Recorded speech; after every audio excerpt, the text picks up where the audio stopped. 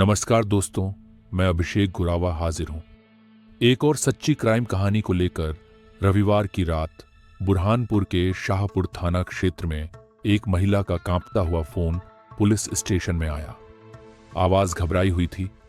साहब, बदमाशों ने हमें रोक लिया, पैसे छीन लिए और मेरे पति को उठाकर ले गए। पुलिस टीम तुरंत सक्रिय हो गई। पुराने आरटीओ बैरियर के पास पहुंचकर जांच शुरू हुई। लेकिन जैसे जैसे तहकीकात आगे बढ़ी, वैसे वैसे कहानी में छिपे अंधेरे राज सामने आने लगे। ये कोई साधारण लूट नहीं थी, बल्कि प्यार, धोखे और खून से सनी एक खौफनाक साजिश थी, जिसे एक पत्नी ने अपने देवर के साथ मिलकर रचा था। 35 वर्षीय सिद्धू मरकंडे अपने गांव लाल पड़ाव में अपने परिवार के साथ रहता था। मेहनत मजदूरी करता, एक सादा जीवन जीता था। उसकी पत्नी दुर्गा देखने में भोली भाली लगने वाली महिला और उसका छोटा भाई ईश्वर, जो अक्सर उनके घर आता जाता था, सिद्धू के परिवार का हिस्सा थे। लेकिन इस शांत दिखने वाले घर के भीतर एक ऐसा तूफान पनप रहा था जिसने जल्द ही इस परिवार को हमेशा के लिए तबाह कर दिया। दुर्गा और ईश्वर के बीच एक गुप्त रिश्ता पनप चुका था। दोनों की नजरों में एक दूसरे के लिए कुछ ऐसा था जो परिवार की मर्यादाओं को तार तार कर रहा था। एक दिन पहले की बात है।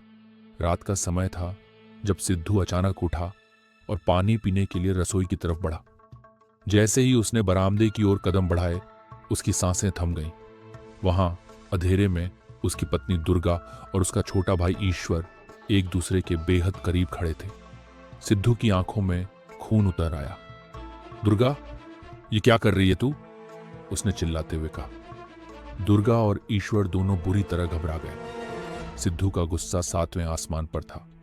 उसने ईश्वर को पकड़ने की कोशिश की, लेकिन वह तेजी से भाग निकला। दुर्गा कांप रही थी, मगर उसकी आंखों में अपराध बोध नहीं था, बल्कि एक गहरी खतरनाक चुप्पी थी। इस घटना ने उसकी और ईश्वर की दुनिया को हिला दिया था।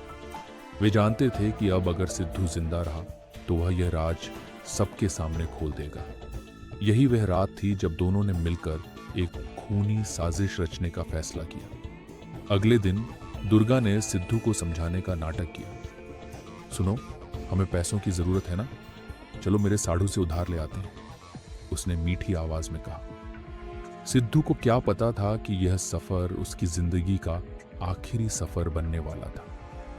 वह दुर्गा के साथ बाइक पर जसोंदी गांव पहुंचा, जहां उसके साढ़ू से 50,000 रुपए उधार लिए।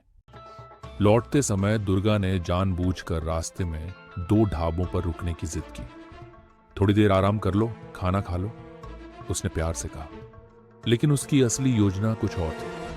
पहले ढाबे पर उसने सिद्धू को शराब पिलाई। दूसरी बार जब वे रुके, तब तक वो पूरी तरह नशे में चूर हो चुका था। दुर्गा ने यह सुनिश्चित किया कि वह ठीक से चल भी ना सके। अब उनका असली खेल शुरू हुआ। जैसे ही वे जंगल के रास्ते से गुजरने लगे, दुर्गा ने बाइक रोक दी। थोड़ा आराम कर लेते हैं, उसने कहा। सिद्धू किसी भी तरह से खुद को संभालने की कोशिश कर रहा था, लेकिन तभी अंधेरे में ईश्वर उभर आया, पीछे से चुपचाप दबे पांव आता हुआ। इससे पहले कि सिद्धू कुछ समझ पाता, ईश्वर ने झटके से एक मजबूत रस्सी निकाली और पीछे से उसके गले में डाल दी। सिद्धू ने छटपटाने की कोशिश की, लेकिन शराब ने उसे कमजोर बना दिया था। दुर्गा ने उसकी टांगें पकड़ ली ताकि वह ज्यादा हिलडुल न सके। ईश्वर ने पूरी ताकत से रस्सी को खींचा। सिद्धू का शरीर तड़पता रहा। उसकी आंखें चौड़ी हो गईं, सांसें अटकने लगीं। कुछ ही मिनटों में सब कुछ खत्म हो गया। एक सांसारिक इंसान से अब वह एक लाश बन चुका था। हत्या के बाद दोनों घबराए नहीं। उन्होंने शव को सड़क किनारे फेंक दिया और तुरंत बैरियर के पास पहुंचकर पुलिस को फोन किया। साहब, बदमाशों ने हमें लूट लिया और मेरे पति को उठा ले गए, दुर्गा ने नाटकीय अंदाज में रोते हुए कहा। पुलिस तुरंत मौके पर पहुंची, लेकिन जांच के दौरान कुछ बातें उन्हें अजीब लगीं। 1.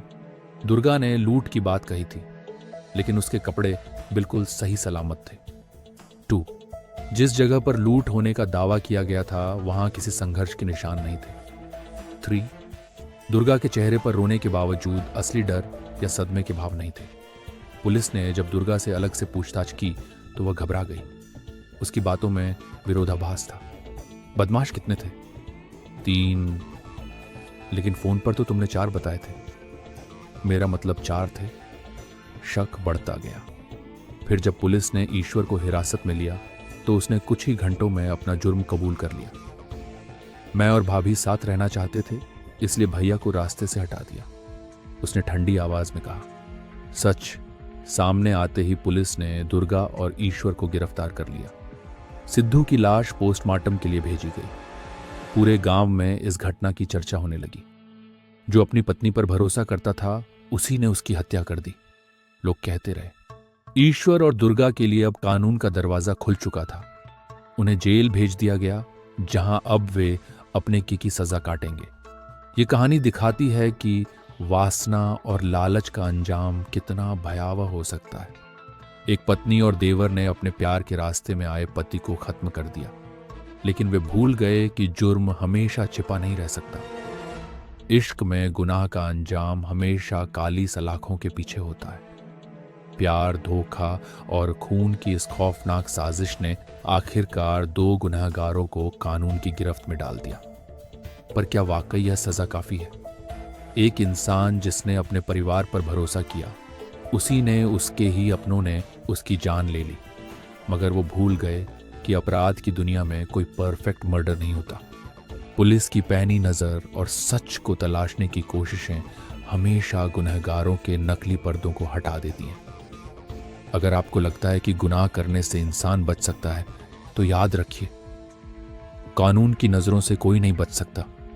अगर आपको ये कहानी सोचने पर मजबूर कर गई तो इस वीडियो को लाइक करें, शेयर करें और चैनल को सब्सक्राइब करें, क्योंकि ऐसी और भी सच्ची कहानियां लेकर हम जल्द लौटेंगे।